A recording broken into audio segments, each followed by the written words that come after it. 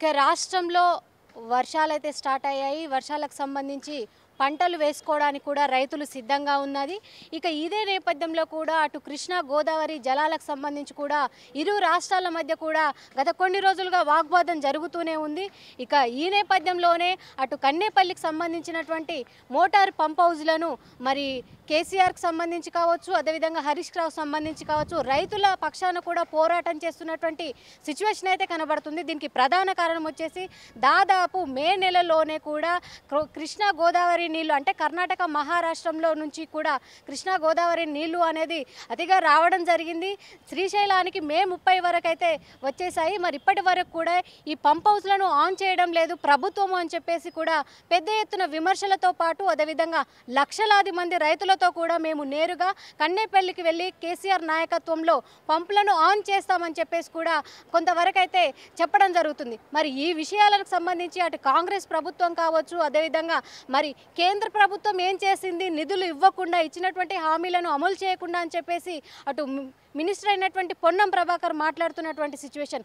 మరి ఈ నదీ జలాలకు సంబంధించి కావచ్చు, ఈ ఆయకట్టులకు సంబంధించి కావచ్చు, ఇక్కడ మినిస్టర్స్ కావచ్చు, అదేవిధంగా నాయకులు కావచ్చు, 3 ప్రధాన పార్టీలకు సంబంధించిన వారు ఈ విషయాలపై ఏ విధంగా స్పందిస్తారో చూడాలి. ప్రధానంగా ఎందుకంటే దాదాపు 36 రోజులు కావస్తుంది, 36 రోజులు అయినా కూడా ఇప్పటి వరకు అధికారిక కాంగ్రెస్ ప్రభుత్వం మాత్రం ఇప్పటి వరకు నీళ్లను వాడుకోలేదు అని చెప్పేసి కూడా పెద్ద ఎత్తున విమర్శలు గుప్పిస్తున్నారు. మరి ఈ నదీ జలాలను నేరుగా గురుదక్షిణగా కూడా అక్కడ ఆంధ్రప్రదేశ్ ముఖ్యమంత్రి అయినటువంటి చంద్రబాబుకు చెల్లిస్తున్నారా అని చెప్పేసి కూడా కొంత విమర్శ చేస్తున్నటువంటి సిచ్యువేషన్ అయితే ఉంది. ఇక ఈ విషయాలకు సంబంధించి 3 ప్రధాన పార్టీలకు సంబంధించి నాయకులు ఏ విధంగా స్పందిస్తారో చూద్దాం. నేను డాక్టర్ రియాజ్, కాంగ్రెస్ పార్టీ రాష్ట్ర అధికార ప్రతినిధి, తెలంగాణ రాష్ట్ర గ్రంథాలయ పరిషత్ చైర్మన్.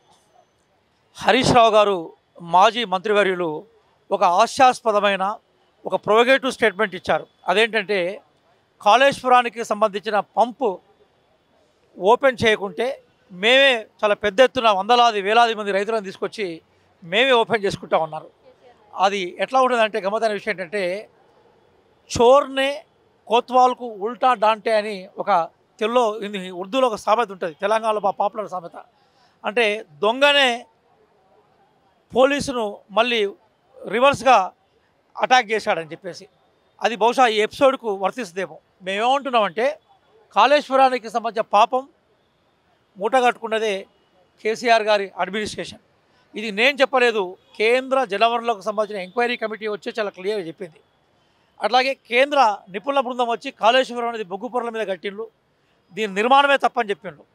ఒకప్పుడు 38,000 కోట్ల రూపాయలతోటి పూర్తి కావాల్సిన ప్రాజెక్టు తుమ్మిడేటి ప్రాజెక్ట్ని కేవలం కమిషన్ల కోసమే, కలెక్షన్ల కోసమే కాళేశ్వరాన్ని కట్టిననే దాని మీదనే ఇప్పుడు విచారణ కొనసాగుతూ ఉన్నది.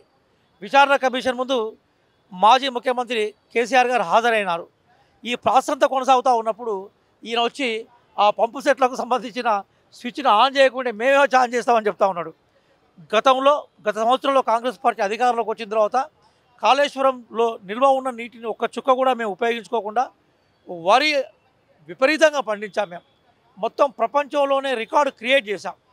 అందుకోసమే ఆ వరి ఉత్పత్తితో పాటుగా వరి ఎవరైతే ఎక్కువగా పండించారో వాళ్ళకి 500 రూపాయలు క్వింటాకు చొప్పున మేము అదనపు ధర చెల్లించాం. మేము అట్లాగే ఈరోజు రైతు భరోసా మేము ఇచ్చాం. మేము రైతులకు సంబంధించిన అన్ని విషయాలు చూస్తూ ఉన్నాం. అదేవిధంగా మళ్ళీ తుమ్మిడియేటి వద్ద ప్రాజెక్టును పునర్నిర్మాణం చేసి ఆదిలాబాద్ జిల్లాకి మళ్ళీ సస్యామలం చేసే ప్రయత్నంలో మేము నిమగ్నమయ్యేటట్టుగా మేము ప్లాన్ చేస్తూ ఉన్నాం. ఒకవైపు మేము చేస్తూ ఉంటే కూలిపోయిన ప్రాజెక్టు కాళేశ్వరాన్ని కులేశ్వరంగా మార్చిన వీళ్ళు, ఆ ప్రాజెక్టు మొత్తం కూడా కూలిపోయే జాగాలో కట్టిన వీళ్ళు, దాని మీద అవినీతి ఆరోపణలు పెట్టుకున్న వీళ్ళు వేలాది మంది రైతులను పట్టుకొచ్చి మేము ఆడ కాళేశ్వరంకి వచ్చి లక్షలాది అని చెప్తున్నారు. ఇంకా మీరు పట్టుకొచ్చి ప్రదర్శన చేస్తూ ఉండేది ఆశాస్పదం. కేసీఆర్ గారిని ఫస్ట్ లెమ్మనండి, ఆయన వచ్చి అసెంబ్లీకి రమ్మనండి, ఆయన వచ్చి అసెంబ్లీలో కాళేశ్వరానికి సంబంధించిన ఇష్యూస్ మీద మేము చర్చ పెడితే చర్చలో పాల్గొనమండి. ఆయన చేసే పని చేయక ఆయన కాయాలు తప్పిండు. ఎందుకోసం అంటే మేమేమంటున్నాం అంటే ఆయన గజ్వేల్ నుంచి ఎమ్మెల్యేగా ఎన్నికైనాడు, బీఆర్ఎస్ శాసనసభకు సంబంధించిన పక్ష నేత ఆయన. కాబట్టి ఏదైనా చర్చ జరిగితే గతంలో 10 సంవత్సరాలు ముఖ్యమంత్రిగా పనిచేశాను. ఆయన హుందాగా వచ్చి బేసికల్గా తన మీద ఉన్న ఆరోపణలు కానీ కాళేశ్వరం మీద ఆరోపణలను కానీ అసెంబ్లీలో చర్చించాలి. ఆయన ఎక్కడనో అడ్రస్ లేకుండా పోయి ఫామ్ హౌస్లో చెదరగప్పుకొని పడుకొని ఈరోజు వచ్చి ఆయన నాయకత్వం లక్షలాది రైతులు రోడ్ల మీదకి వస్తారని చెప్పి హరీష్ రావు చేయడం అనేది ఆశాస్పదం.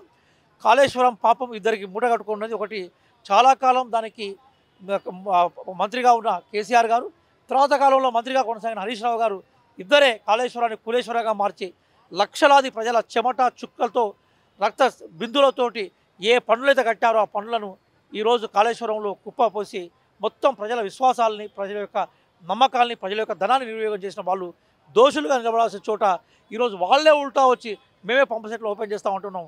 కాళేశ్వరం నీళ్లను ఉపయోగించుకోకుండానే గతంలో వరి ఉత్పత్తిని పెంచిన ఘనత కాంగ్రెస్ పార్టీది, రేవంత్ రెడ్డి గారి సర్కార్ది. ఆ విషయం మీద గౌరవ నీటిపారుదల శాఖ మంత్రి ఉత్తమ్ కుమార్ రెడ్డి క్లియర్ చెప్పారు. కాబట్టి విజ్ఞానులు ఎవరైనా కూడా కాళేశ్వరం ఎంత వైట్ ఎలిఫెంట్ అనే విషయాన్ని గుర్తుపెడుతూ ఉంటారు. వాళ్ళు చౌకబారు ప్రకటనలతో డొమ్మరగడ్డలు వేసే ప్రయత్నం చేస్తున్నారు, ప్రజలు విశ్వసించారు. మిస్టర్ హరీష్ రావు గారు, అలాగే గౌరవనీయులు కేసీఆర్ గారు నిజంగా కాళేశ్వరం మీద వివరించితే వెళ్ళి అసెంబ్లీలో కూర్చొని వివరణీయమని చెప్తున్నాం. ఇట్లాంటి చౌకబారు ప్రకటనలు అనేవి ప్రజలను కన్ఫ్యూజ్ చేయడం తప్ప మరేం లేదు. వాళ్ళు ఎంత కన్ఫ్యూజ్ చేసినా కూడా మా కీర్తి పతాక, మా సేవా దృక్పథం ఆకాశాన్ని అంటుంది తప్ప కింద పడే అవకాశాలు లేవు. తెలంగాణ రాష్ట్రం వచ్చిందే నీళ్లు, నిధులు, నియామకాలు అనేటువంటి ట్యాగ్ లైన్ మీద. గతంలో ఉమ్మడి ఆంధ్రప్రదేశ్లో, తెలంగాణలో ప్రాజెక్టులు కట్టకపోవడం వల్ల నీటి చుక్కకు నోచుకోక ఇక్కడ ఉన్నటువంటి నేల పంట పొలాలన్నీ కూడా బీళ్ళైనటువంటి ఉద్దేశంతో ఆనాడు తెలంగాణ ఉద్యమంలో రైతులు సైతం పార్టిసిపేట్ చేసి తెలంగాణ రాష్ట్రాన్ని తీసుకొచ్చుకున్నారు. అటువంటి రాష్ట్రాన్ని తీసుకొస్తే 10 సంవత్సరాల కాలం అధికారంలో ఉన్నటువంటి కేసీఆర్ గారు, బీఆర్ఎస్ పార్టీ ఆనాడు 1,00,000 కోట్ల రూపాయలకు ఎస్టిమేషన్ పెంచి కాళేశ్వరం లాంటి ఒక కూలిపోయేటటువంటి ప్రాజెక్టును కట్టి రైతులను నిలువున మోసం చేస్తున్నారు. అంటే ఎకరానికి ఒక పంట పండించాలి అని అంటే 2 లక్షల రూపాయల కరెంటు బిల్లే కట్టి దాని ఖర్చు ఎత్తిపోయడానికి 2 లక్షల రూపాయల డబ్బు ఖర్చు అయ్యేటటువంటి ఉద్దేశం పెట్టినప్పుడు అంటే వయబిలిటీ లేనటువంటి ప్రాజెక్టులను కట్టి ఇవాళ తెలంగాణ ప్రజలను, తెలంగాణ రైతులను, నీటి అవసరాలను అవహేళన చేసినటువంటి కేసీఆర్కు ఇవాళ ఏ హక్కు ఉందని చెప్పి మళ్ళొకసారి ప్రాజెక్టులను చూడ్డానికి మేము వెళ్తాము అని చెప్తున్నారు. ఇవాళ పంపులు ఆన్ చేస్తామని చెప్తున్నారు. నిజంగా మీరు కట్టినటువంటి పంపులే మంచిగా లేవాయే, మీరు ఆన్ చేస్తే అవి కూలిపోయేటటువంటి పరిస్థితులు ఉన్నాయి కదా. మీరు ఒకనాడు ఇంజనీర్ల సలహాలు పాటించలేదు, ఒకనాడు మేధావుల సలహాలు తీసుకోలేదు, ఒకనాడు అఖిలపక్షాన్ని పిలిచి మాట్లాడలేదు.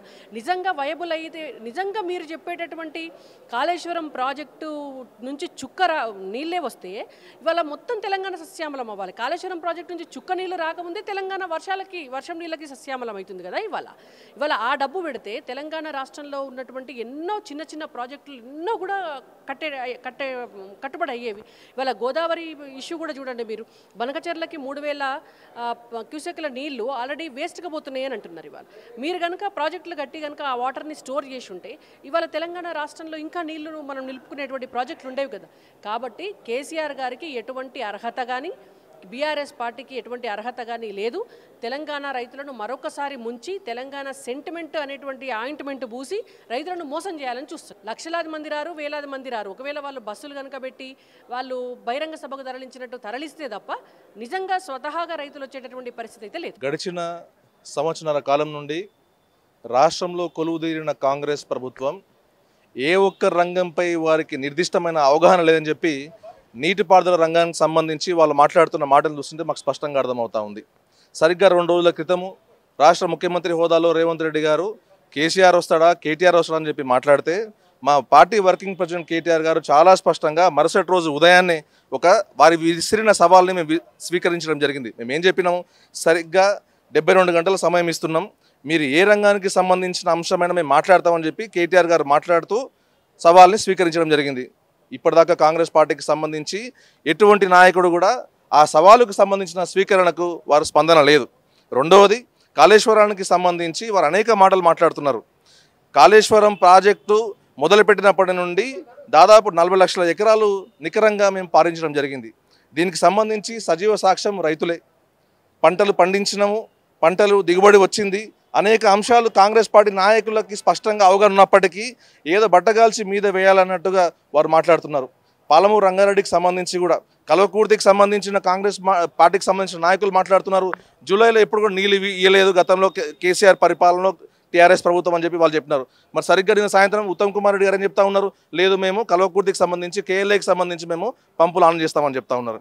ఎటువంటి అవగాహన లేకుండా ఇవాళ కాంగ్రెస్ ప్రభుత్వానికి సంబంధించిన పెద్దలు మాట్లాడుతూ ఉంటే నవ్విపోదురు కాక నాకేమి సిగ్గన్నట్టుగా ఇవాళ కాంగ్రెస్ ప్రభుత్వ పెద్దల తీరు కనిపిస్తూ ఉన్నట్టుగా మేము భావిస్తూ ఉన్నాం. మాజీ మంత్రి హరీష్ రావు సవాల్ విసిరే ముందు కూడా కొంత ఆలోచించాల్సినటువంటి అవసరం ఎంతైనా ఉందంటున్నారు ప్రభుత్వ అధికారులు. అదేవిధంగా ఎందుకంటే కాళేశ్వరం కట్టింది, కాళేశ్వరం డిజైన్ చేసింది, కాళేశ్వరం స్ట్రక్చర్ నిర్మాణం చేసింది ఓవరాల్గా కేసీఆర్ హయాంలోనే. కాళేశ్వరం కూలిపోవడానికి కూడా కూలేశ్వరం అయ్యింది కూడా కేసీఆర్ హయాంలోనే. ఇప్పుడు నీళ్లు రావడం లేదు. అదేవిధంగా కన్నేపల్లి ప్రాజెక్టును కేసీఆర్ తో అంటే లక్షల మంది రైతులతో కలిసి మేము పంపును స్టార్ట్ చేస్తామన్నటువంటి హరీష్ రావు కొంత ఆలోచించాల్సినటువంటి అవసరం ఉందంటున్నారు అటు కాంగ్రెస్ నాయకులు. అంటే మొత్తంగా చూస్తే మాత్రం గతంలో డిపిఆర్ ఇవ్వకపోవడంతో కాళేశ్వరానికి పూర్తి సంబంధించినటువంటి అంశాలు పొందపరచకపోవడంలోనే కేంద్రం మద్దతు కూడా కోల్పోయిందని చెప్పేసి అటు బీజేపీ నాయకులు హయాంలో నిర్మించినటువంటి కాళేశ్వరం కూలేశ్వరం అయ్యిందని చెప్పేసి మాట్లాడుతున్నటువంటి అధికారిక కాంగ్రెస్ ప్రభుత్వం. అదేవిధంగా మొత్తంగా చూస్తే మాత్రం చేతగాని ప్రభుత్వం అంటున్నారు. ఎందుకంటే ప్రస్తుతం పాలన చేతగాని ఏ రంగంలోనే అవగాహన లేదు. ఎందుకంటే అటు కేవలం రైతాంగానికి సంబంధించి కావచ్చు, విద్యాశాఖకు సంబంధించి కావచ్చు, నీటిపారుదలకు సంబంధించి కావచ్చు, ఓవరాల్గా నీళ్లు నిధులు నియామకాలకు సంబంధించి కూడా కనీస అవగాహన లేని ప్రభుత్వం కాంగ్రెస్ ప్రభుత్వం అని చెప్పేసి కొంత మండిపడుతున్నటువంటి పరిస్థితి కనబడుతుంది. మొత్తంగా చూస్తే నిజంగా మరి వారం రోజులు టైం ఇచ్చినటువంటి బీఆర్ఎస్ పార్టీ నేరుగా కేసీఆర్ హయాంలోనే అంటే కేసీఆర్ నాయకత్వంతోనే లక్షల మంది రైతులతో అక్కడికి వెళ్ళి పంప్ హౌస్లు స్టార్ట్ చేస్తారా అనేది కొంత వేచి చూడాల్సినటువంటి అవసరం ఉంది. దీనికి ప్రజలు ఎలా రియాక్ట్ అవుతారు? ఈ మూడు ప్రధాన పార్టీలు కూడా ప్రజల కోసమే పోరాటం చేస్తున్నాయా, లేదంటే పార్టీల తమ ఏదైతే ఉనికిని చాటుకునేందుకే ఈ విధంగా మాట్లాడుతున్నారా అనేది కొంత సంయమనం పాటించాలి. ఈ విషయాలన్నీ బహిర్గతం కావడానికి మరొక 2 రోజులు పట్టేటువంటి అవకాశం ఉంది. ఎందుకంటే నేను 8వ తారీఖు ప్రెస్ క్లబ్లో నేను ప్రభుత్వం నుంచి ఎవరొచ్చినా సరే నేను చర్చకు సిద్ధమని చెప్పేసి మాజీ మంత్రి కేటీఆర్ అన్నారు. అదేవిధంగా కాళేశ్వరం సంబంధించినటువంటి విషయాలతో పాటు ప్రభుత్వంలో 10 ఏళ్లుగా ఉన్నటువంటి ఇప్పుడు ప్రధాన ప్రతిపక్షమైనటువంటి కేసీఆర్ అసెంబ్లీకి వచ్చి చర్చించాలని చెప్పేసి ప్రభుత్వ అధికారులు అంటున్నారు. అసలు కేంద్రం నుంచి వచ్చినటువంటి నిధులను పూర్తి స్థాయిలో కూడా ఇప్పుడు నిట్ట నిలువున ఆఫ్ చేసింది రాష్ట్ర ప్రభుత్వమే అని చెప్పేసి కూడా అటు బీజేపీ నేతలు అంటున్నారు. మొత్తంగా చూస్తే మాత్రం మరి ప్రజలు సంస్థాగత ఎన్నికలకు సంబంధించి ఏ పార్టీ వైపు కూడా మెండుగా ఉంటారనేది కొంత ఆలోచించాల్సినటువంటి అవసరం ఉంది. మొత్తంగా చూస్తే సంస్థాగత ఎన్నికల్లో మరి ఈ రంగాల ప్రభావం అటు నీటిపారుదలకు సంబంధించి కావచ్చు, విద్యాశాఖకు సంబంధించి కావచ్చు, వైద్య శాఖకు సంబంధించి కావచ్చు, నియామకాలకు సంబంధించి కావచ్చు, ఈ ప్రభావం ఏ విధంగా ఉంటుందో ఎదురు చూడాలి. వీడియో జర్నలిస్టు మహేష్తో రాణి,